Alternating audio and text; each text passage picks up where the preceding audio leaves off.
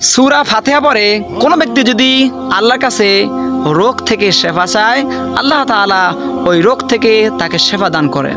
এর জন্য সূরা ফাতিহা পড়ে রোগ থেকে শেফা চান, আল্লাহ তাআলা সেবা দান করবেন ইনশাআল্লাহ। মায়েদের সন্তান লালন পালন আদর যত্ন করতে যে কখনো শিক্ষার প্রয়োজন হয় না, কোনো ডিগ্রি প্রয়োজন হয় না। তাই মা হল এমন একটি নাম, মা কোনো ডিগ্রি ছাড়াই পৃথিবীর সেরা ডাক্তার। তাই বিশ্ববাসী সকল মায়েদেরকে জানাই হাজার সালাম। সব ছেলেরা যদি রূপ না দেখে দিনদার দেখে বিবাহ করত, তাহলে মেয়েরা রূপ চর্চা না করে দিন চর্চা বেশি করত। আর সব মেয়েরা যদি টাকা পয়সা না দেখে ছেলেদের দিনদারিতে দেখে বিবাহ বসত, তাহলে সব ছেলেদের মসজিদে পাওয়া যেত। আল্লাহ সুবহানাল্লাহু তাআলা আমাদেরকে এমন একটি কিতাব দান করলেন, যে কিতাবটার নাম হলো আল কোরআন।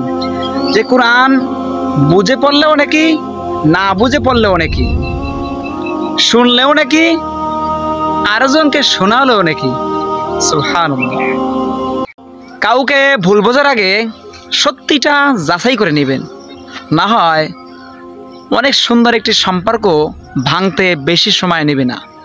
রাসূল সাল্লাল্লাহু আলাইহি সাল্লাম বলেন, তোমাদের কেউ যেন খাবার খাওয়ার সময় প্লেটের মাঝখান থেকে খানা না খায়, বরং সে যেন খাবার খাওয়ার সময় প্লেটের এক পাশ থেকে খায়, কেননা আল্লাহ তাআলার বরকত প্লেটের মাঝখানেই নাজিল হয়। সুবহানাল্লাহ। পৃথিবীতে পুরাপুরি সুখী মানুষ বলতে কেউই নেই। সবাই তার নিজ নিজ থেকে কোনো না কোনোভাবেই অসুখী রয়েছে। সূরা ইয়াসিন মানুষের সকল ইচ্ছা পূরণ করে। সূরা আর রহমান মানুষের চেহারার উজ্জ্বলতা বৃদ্ধি করে। সূরা মুলক মানুষের কবরে আযাব থেকে রক্ষা করে। আর সূরা ওয়াকিয়া মানুষের ক্ষুধা নিবারণ করে। বেঈমান কখনো অনুতপ্ত হয় না, স্বার্থপর কখনো কৃতজ্ঞতা স্বীকার করে না, আর সুবিধাবাদী কখনোই কারো আপন হয় না। ওই কপাল কখনোই খারাপ হতে পারে না যে কপাল আল্লাহ পাক সুবহানাল্লাহু তাআলাকে সিজদা করে।